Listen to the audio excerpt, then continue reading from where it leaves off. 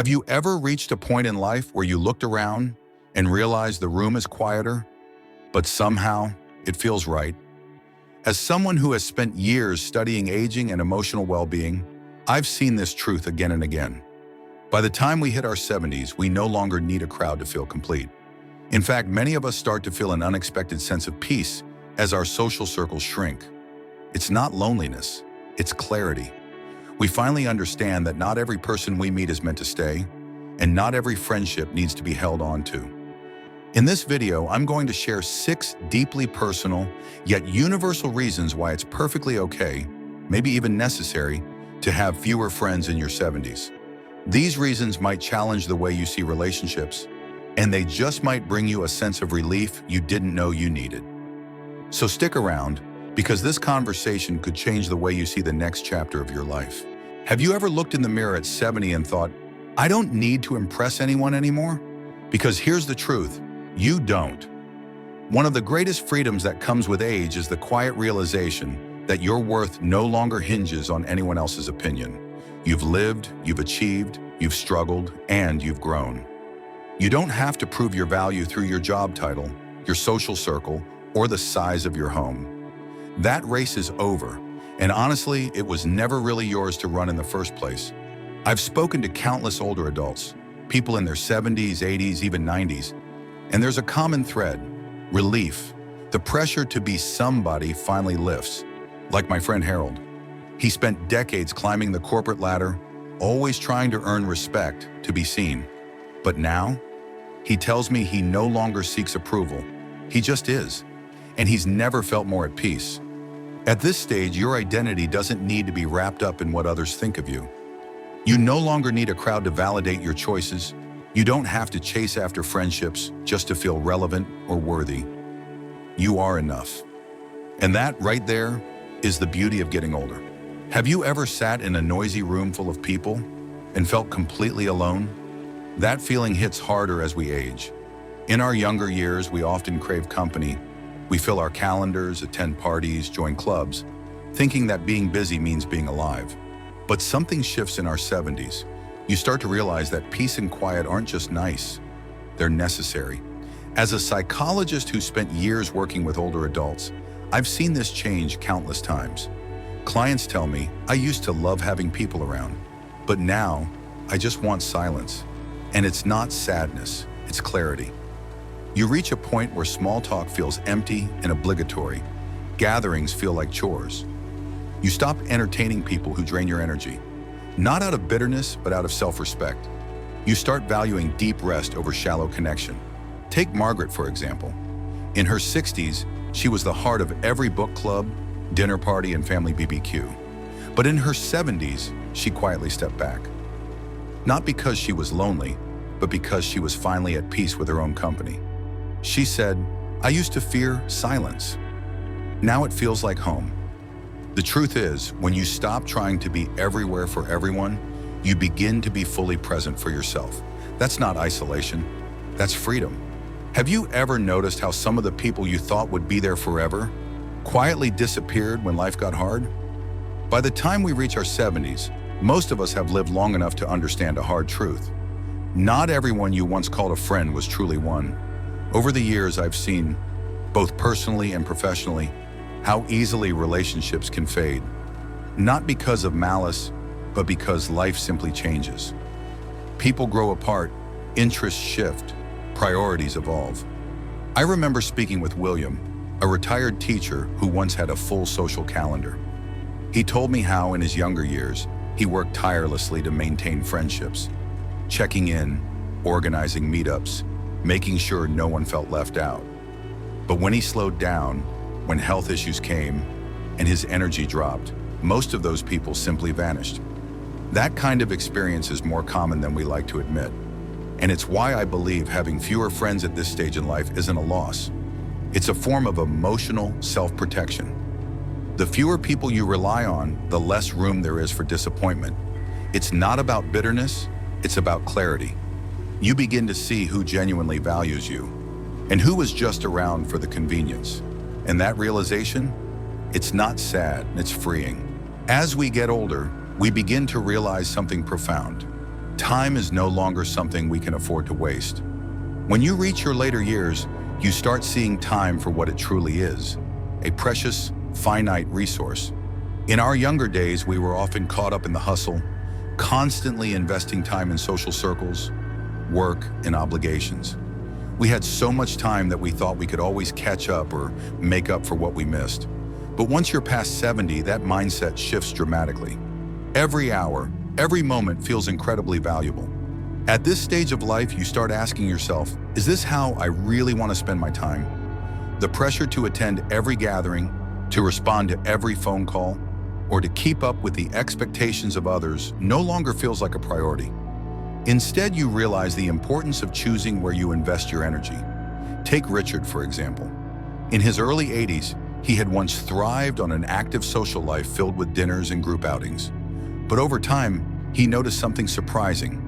Those social events that once brought him joy now felt like mere obligations. Long conversations became draining, and gatherings felt like routines he was stuck in. One day, as he sat through another social event, it hit him. He didn't want to spend his time this way anymore, so he made a bold choice. Richard began saying no to what didn't serve him. Instead of filling his calendar with the expected, he dedicated more time to things that brought him joy. Walking, reading, and learning new things. He discovered that he wasn't lonely, he was fulfilled. And that's the point. When you stop chasing the clock for everyone else, you free yourself to invest in what truly matters, your own happiness, peace, and fulfillment. Time is the most precious thing we have, and once we understand that, the way we choose to spend it transforms entirely. So if you've ever wondered if it's okay to step back from those old, draining obligations, remember, it's your time now, and you deserve to use it the way you see fit. Have you ever felt surrounded by people, yet still felt a sense of emptiness? It's a paradox many face, especially as they grow older. Here's the truth. Real companionship isn't about how many people you have around you. It's about how deeply you connect with yourself. As we reach our later years, we often come to the realization that the most significant relationship we can have is the one with ourselves. For decades, society tells us that happiness comes from being social, from having a large circle of friends, and from never being alone. But when you reach the age of 70 or beyond, you start to see things differently. Loneliness isn't the absence of people, it's the absence of connection with your own soul. It's only when you embrace solitude that you begin to understand the depth of your own company. Take Eleanor, for instance. She once believed that being constantly surrounded by people was the key to a fulfilled life. But over time, she realized that many of her friendships were based on routine, not genuine connection. She had been adjusting herself to fit into conversations, making efforts to keep up with social expectations, all while feeling drained. One day, she chose to step back. She spent time with herself, as she would with a dear friend, doing things she loved, reflecting on her life, and simply enjoying the quiet. And to her surprise, she found peace in it. It was in this quiet reflection that she rediscovered herself, her passions, and her joy. When you begin to enjoy your own company, something remarkable happens.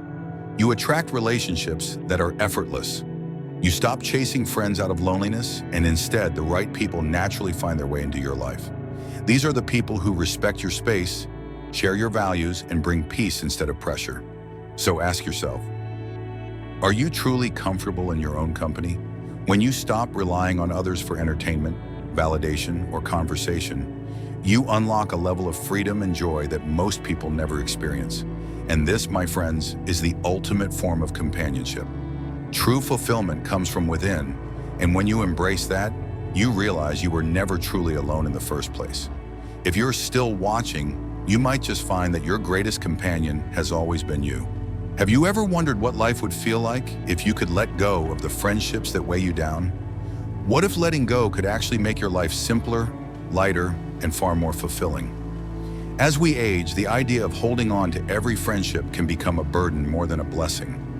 Many of us cling to relationships out of habit, not realizing that some of these connections no longer serve us. We've all been there, feeling obligated to attend gatherings we don't enjoy, responding to messages we don't want to answer, and keeping up appearances for people who no longer add joy to our lives. But here's the truth. You don't have to live like that anymore. Letting go doesn't mean isolating yourself from the world. It means making space for what truly matters. Think about the pressure we put on ourselves to stay socially active because we believe it's the key to aging well. But what if, instead of staying busy, we spend our time focusing on the things that make us feel alive? Whether that's nature, health, new passions, or simply being at peace with ourselves? By releasing the friendships that no longer fulfill us, we unlock a new kind of freedom, a freedom to focus on our own happiness, to enjoy the little things, and to live life at our own pace. Take James, for instance. He once believed that staying busy with old friends and social commitments was the key to feeling connected and content. But he realized one day that his social life had become a routine, a checklist of obligations rather than meaningful connections. So he chose to stop forcing himself to maintain friendships that no longer felt genuine. In doing so, he discovered something incredible. He felt lighter, happier, and more at peace than ever before. Letting go doesn't mean you're abandoning life. It means you're reclaiming it.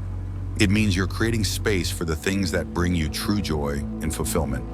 And you're learning that your happiness isn't tied to how many people you have around you, but to the quality of life you're building for yourself. So ask yourself, what could you do with the freedom of letting go? Because once you give yourself permission to release the weight of unnecessary relationships, you'll discover a life that's simpler, lighter, and more rewarding than you ever expected. Have you ever wondered if you're really living for yourself or just fulfilling the expectations of others? If you've made it this far, you're likely already thinking about how your relationships and priorities have shifted over time. The truth is, when you reach your 70s, life takes on a new meaning. It's not about the number of friends you have, but about the depth of peace and joy that fills your days. You've spent years building a life, and now it's time to embrace a new phase. One where you no longer feel the pressure to maintain friendships that drain you or don't truly serve your happiness. Letting go of these relationships doesn't mean isolating yourself. In fact, it's about creating space for a more fulfilling life, one where you get to choose how you spend your time and who you spend it with. The beauty of this stage is that you realize your happiness is not dependent on social validation, but on the freedom to live life on your own terms. So I encourage you to ask yourself, are you still holding on to friendships out of habit, or are you ready to embrace the freedom that comes with letting go? This isn't about loneliness. It's about self-discovery and making the most of the time you have left. When you stop chasing after people who don't truly add value to your life, you open yourself up to the things and people that truly bring you peace. If you're watching this and feel a shift inside, leave a comment and share how this perspective has made you rethink your relationships. If you haven't subscribed yet, please do so, because the best is yet to come. By supporting us, you're helping us continue to bring content that inspires, educates, and encourages you to live a more intentional, fulfilling life. Thanks for watching, and I look forward to seeing you in the next video.